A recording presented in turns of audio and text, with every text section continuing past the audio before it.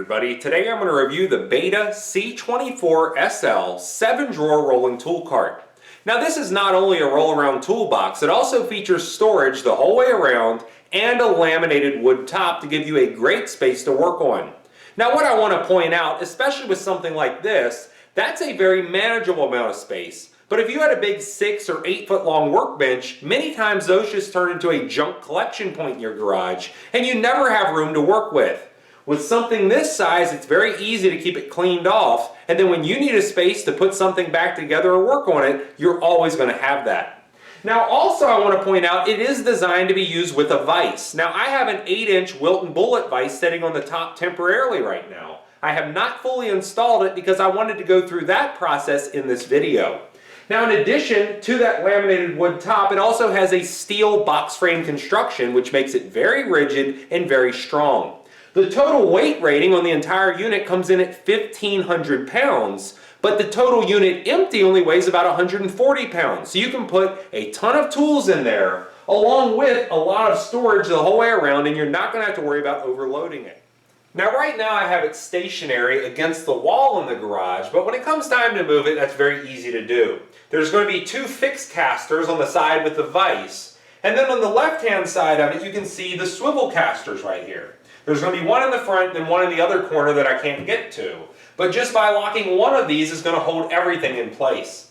And it's just as simple as taking this orange tab right here, pushing it down against the wheel to lock it, or popping it up the opposite direction to free it up. Now when you want to put this in here, just moving it around is going to be similar to parking a car on the street. And all you'll have to do is just go ahead, pop this up, and then it's going to roll right out of place. So to show you what I mean by that, we'll go ahead and just pop the tab up. And now it's going to freely move just by spinning it.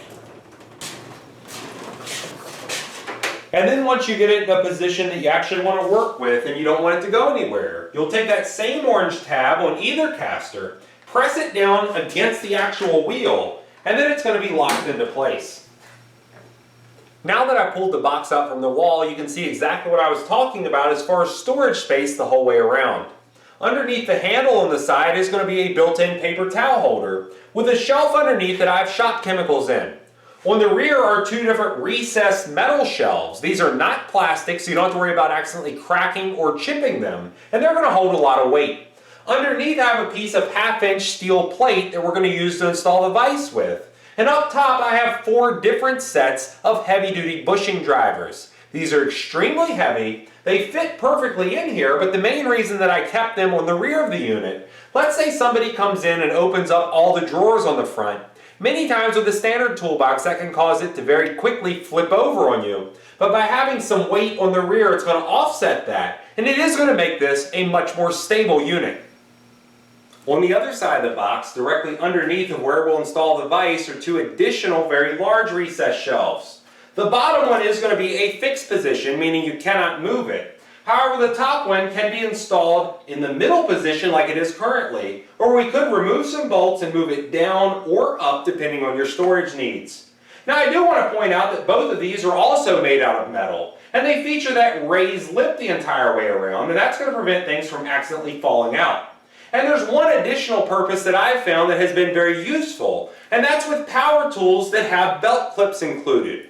When you're not using these, instead of taking up valuable space on top of the box, you can take that belt clip, hang it right on the lip, and it's going to stay completely out of your way.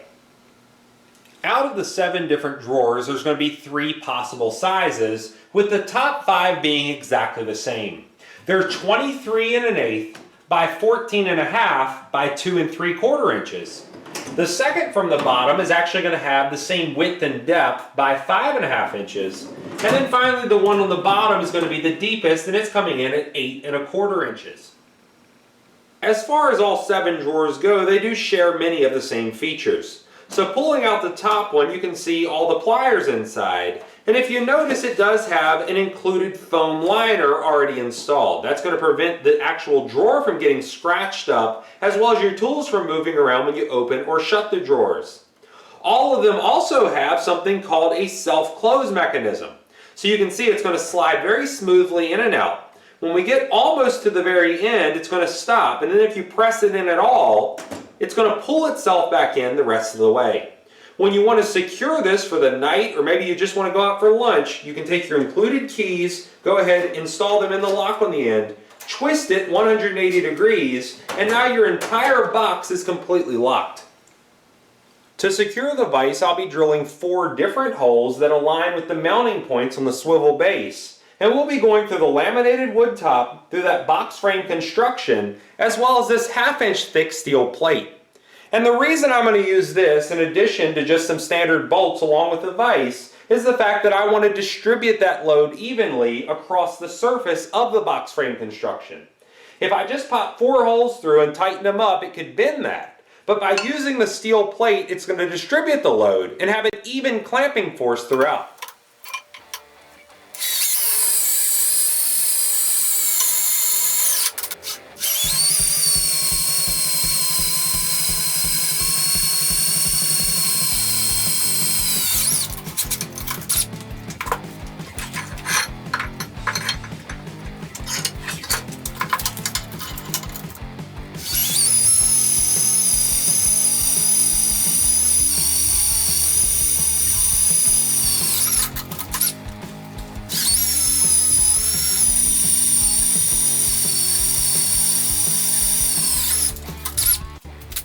Using that 1/2-inch steel plate as a guide, we're going to take all 4 holes that we just drilled, and we're going to take the same exact drill bit and pop 4 additional holes through the laminated wood top as well as that box frame construction.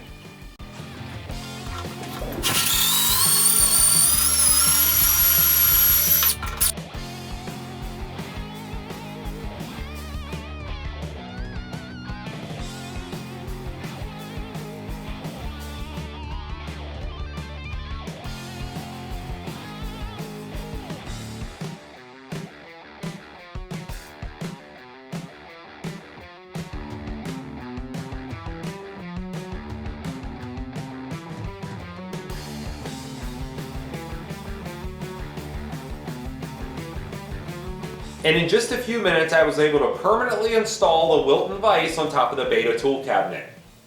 Now, as far as limitations go, there's 2 things that stood out to me right off the bat, and they're both involving tool storage. For very long tools like this pry bar, or even ones that are much longer than this, storing it inside one of the drawers can be very difficult or impossible. Now, this cannot go long ways because the drawer is simply not wide enough. I would have to put it at an angle and it would fit. But if I had a longer pry bar than this that I wanted to store in the cart, that's really not going to be possible unless I hung it off the side somehow. The other real limitation will be with socket trays. Now, this one has deep well metric impact sockets on it.